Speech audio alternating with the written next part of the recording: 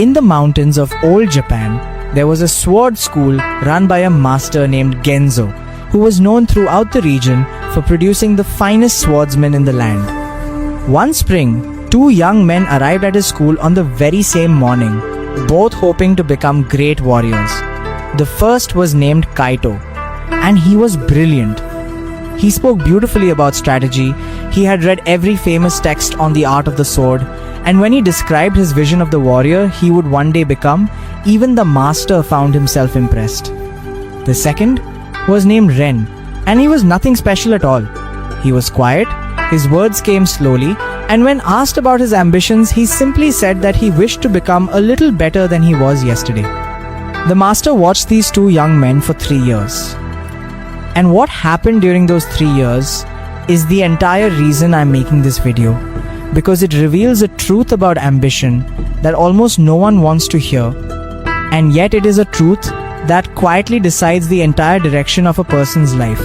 If you have ever felt this strange and painful contradiction inside yourself, where your ambition is enormous but your actual daily effort somehow never matches it, then this samurai lesson was written for you. Because the gap between the person you dream of becoming and the person you actually are each ordinary morning is one of the most uncomfortable feelings a human being can carry, and the older Japanese tradition understood exactly where that gap comes from and exactly how to close it. Let me tell you what happened to Kaito first, because his story is the one most ambitious people are quietly living without realizing it. Kaito woke up every morning full of grand plans for his training, but when the actual moment of practice arrived, something strange always happened. He would notice that the weather was not quite right for serious training, or that his body felt slightly tired, or that he had not yet fully studied the technique well enough to practice it properly. He told himself that he was preparing, that he was being thoughtful, that a true warrior does not rush carelessly into practice. And every evening, he would speak again about the magnificent swordsman he was going to become. What Kaito did not understand is that his mind was playing a quiet and dangerous trick on him. Every time he spoke about his ambitions, every time he imagined his future greatness, his brain rewarded him with a small feeling of satisfaction, almost as if he had already accomplished something real. The dreaming itself had become a kind of comfortable substitute for the doing, and the more vividly he imagined the warrior he would become, the less his body felt the urgency to actually train, because a part of him already felt the pleasure of having arrived. This is the trap that catches ambitious people far more often than it catches ordinary ones. The bigger your dreams, the more pleasure you get simply from imagining them, and the more that pleasure quietly drains away the discomfort that would have pushed you to act. Ambition, when it is not connected to daily action, does not make you stronger. It slowly makes you weaker, because it gives you the emotional rewards of progress without requiring any of the actual work. My grandfather Daiki once wrote in his journal that a dream you only speak about is a debt you are quietly building against your own future, and one day that debt comes due with interest. Now let me tell you about Ren, the quiet one, the young man who only wished to become slightly better than he was yesterday. Ren did not have grand visions. He did not speak about famous battles or imagine himself winning great honor for his clan. He simply made one very small agreement with himself. Every single morning, no matter how he felt, he would practice one sword form, just one. It was such a small commitment that the other students laughed at him for it, telling him that a single form each day was useless, that real warriors trained for many hours with great intensity. But Ren had understood something they had not. He had understood the principle that the samurai called the way of small improvements, the slow and patient path where the mountain is climbed one step at a time rather than conquered in a single dramatic leap. Ren knew that he could not control whether he felt motivated on any given morning. Motivation, he understood, was like weather, arriving and leaving according to forces beyond his command. But he could absolutely control whether he performed one sword form, because the commitment was so small that no amount of tiredness or bad mood could give him a believable excuse to skip it. And here is where the real lesson begins. Because what the master Genzo observed over those 3 years was something that completely contradicts how most people think about success. On any single morning, the difference between Kaito's brilliant ambition and Ren's tiny practice seemed enormous in Kaito's favor. But the difference between speaking about a sword form and actually practicing one, repeated across 1,000 mornings, became a gap so wide that it could never again be crossed. Ren's single daily form did something that Kaito's grand vision never could. By the end of the first month, the movement had become automatic, requiring no willpower at all. By the end of the first year, his body had grown genuinely stronger, and the small daily practice had naturally expanded, because a body that practices one form each morning soon finds it easy to practice 2 and then 3.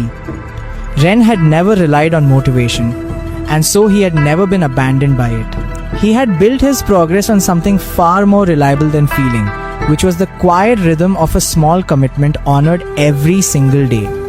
There is a phrase from the samurai tradition that captures the heart of this entire lesson. The warriors used to say that they were not controlled by their feelings, but guided by their commitments.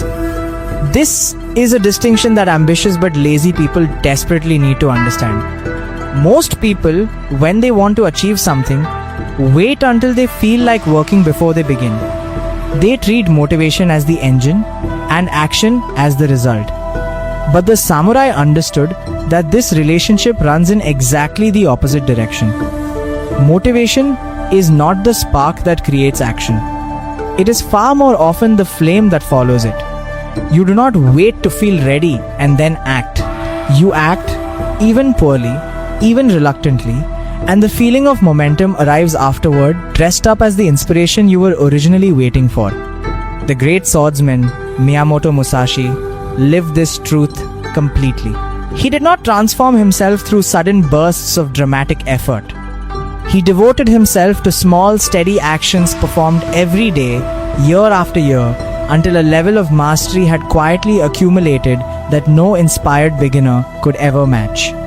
And there is another saying from the samurai teacher Yagyu Munenori that I think every ambitious person should write somewhere, they will see it often.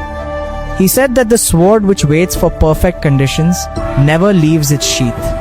If you wait for the right moment, the right mood, the right level of energy, the right amount of preparation, you may wait for your entire life, while others who were willing to begin imperfectly walk past you toward the destination you only ever dreamed about.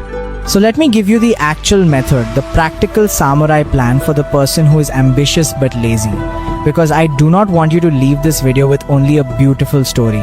The method has 3 parts, and each one directly attacks one of the traps that caught Kaito. The first part is that you must shrink your daily commitment until it becomes almost impossible to fail. This is the core of the Kaizen way. Do not commit to 2 hours of work. Commit to 10 minutes, or to 1 page, or to a single small action that is so modest your tired and unmotivated self cannot find a believable excuse against it. The smallness is not weakness. The smallness is the entire strategy, because a tiny commitment that is never broken builds more strength over a year than a large commitment that collapses within a week. The second part is that you must stop rewarding yourself for talking. Every time you speak at length about your grand ambitions, you are spending the emotional fuel that should have powered your action. So, make a quiet rule for yourself. Speak less about what you intend to become, and let the work itself be the only place your ambition is allowed to express itself. The dreamer who talks endlessly grows weaker. The practitioner who works quietly grows dangerous. The third part is that you must completely separate your action from your feelings. On the mornings when you feel inspired, you do your small practice. On the mornings when you feel tired, unmotivated, and full of reasons to wait until tomorrow, you do exactly the same small practice. The feeling is allowed to change. The action is not. This is what the samurai meant when they said that strength is not saying I feel like doing this, but rather saying, I will do this whether I feel like it or not. Years later, the master Genzo was asked which of his many students had taught him the most. Everyone expected him to name one of the brilliant ones, perhaps a young man like Kaito. But the master named Ren, the quiet student with no grand vision and only a single daily form. When asked why, he said that Ren had understood the one thing that almost no ambitious young man ever understands in time. He had understood that greatness is not a mountain you leap onto in a single inspired moment. It is a mountain you climb through 1,000 small steps, taken on the ordinary days, in the ordinary weather, by an ordinary person who simply refused to stop walking. Yes, my friend, if you are ambitious but lazy, please understand that there is nothing wrong with you and there is nothing missing inside you. You have simply been waiting for a feeling that was never going to arrive on schedule, while pouring your energy into dreaming instead of doing. The samurai discovered the way out of this trap centuries ago, and the way out is almost insultingly simple. Choose one small action. Do it today, exactly as you are, without waiting to feel ready. Then do it again tomorrow. The motivation you have been waiting for your whole life will quietly catch up to you somewhere along the path, but only if you have already begun to walk. What one small daily action you are going to commit to? Let me know in the comments. Take good care of yourself. I hope to see you in the next video.